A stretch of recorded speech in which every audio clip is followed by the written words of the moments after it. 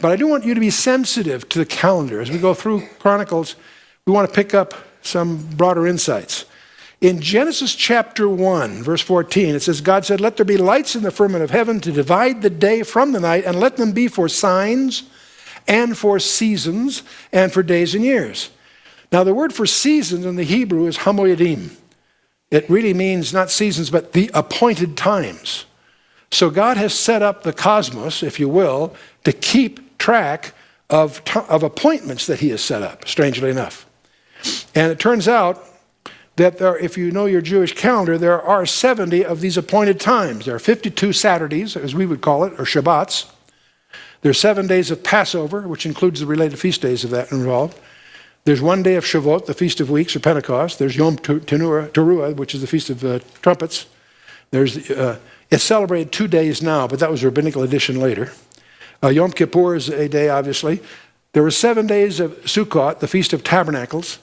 And there's a day of assembly following that. So every Jew knows that there are 70 appointed times. Now what makes that interesting is if you take the term hamoyadim and you have the computer analyze, you would expect by the statistics of the letters that you'd find that cluster of letters come up randomly about 5 times in the 78,000s of the letters of the book of Genesis. That would be your statistical expectation.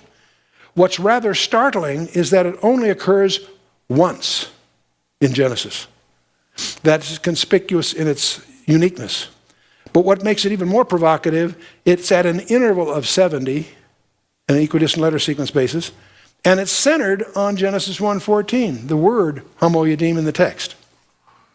That's a combination of events that defies being rationalized away by accident. It'd be using switching theory. It would be the chance that this would happen by unaided chance is about 70 million to 1. So that's provocative. And I mention it not because it's so important. They say a Jew's catechism is his calendar. And we as Christians need to do more homework in really understanding the Jewish calendar.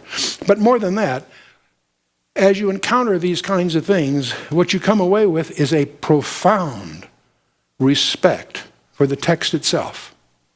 Because if you changed one letter in the book of Genesis, this wouldn't happen.